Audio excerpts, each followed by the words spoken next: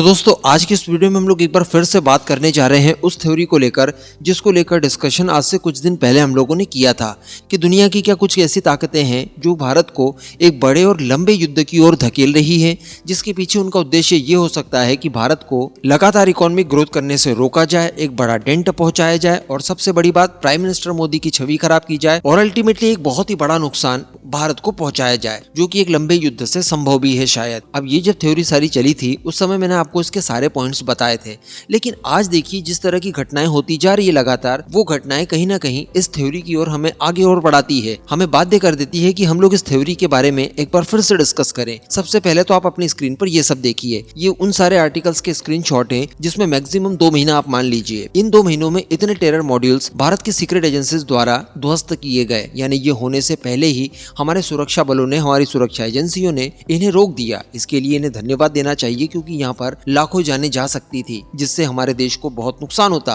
लेकिन ये सारी चीजें यहाँ पर बचा ली गई। अब ये सारी चीजें आप बोलेंगे कि क्यों ही होगी, और ये सारी चीजें तो भारत में हम लोग पिछले 70 सालों से देखते आ रहे हैं कि ये चीजें लगातार होती ही जाती है। लेकिन यहाँ पर हमें ये भी समझने की आवश्यकता है कि ऑपरेशन सिंदूर के समय भारत द्वारा एक न्यू नॉर्मल सेट किया गया था। वो न्यू नॉर्मल क्या था?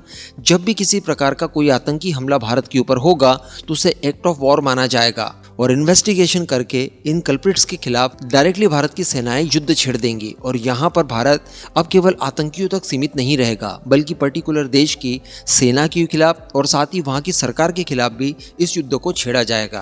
तो कहने का मतलब जब इस तरह का न्यू नॉर्मल सेट किया गया ऑपरेशन सिंदूर के दौरान, तो यहाँ पर भारत के खिलाफ काम करने वाली शक्तियों को एक मौका मिलता है कि कोई भी टेरर अटैक करवाए आप, उसके बाद भारत युद्ध छेड़ने के लिए बाध्य हो जाएगा, उसके बाद इस युद्ध को लंबा खिंचवाया जाए।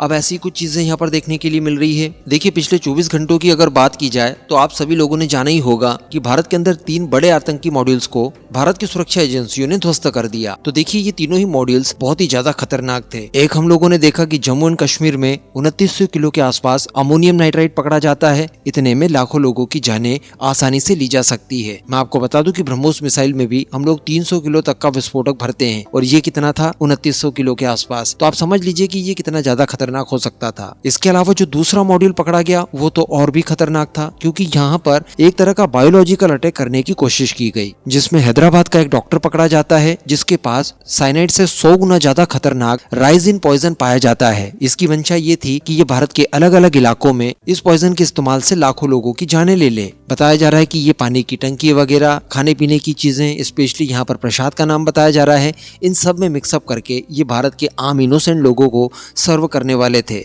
इसके बाद गुजरात ATS द्वारा भी एक तीसरा मॉड्यूल पकड़ा जाता है। यहाँ से कुल 3 संदिग्ध पकड़े जाते हैं। इनके पास कई सारे हथियार, गोला बारूद, इन सारी चीजों की जब्ती भी की जाती है। पता चलता है कि ये भी देश भर में आतंकी हमलों की साजिशें कर रहे थे।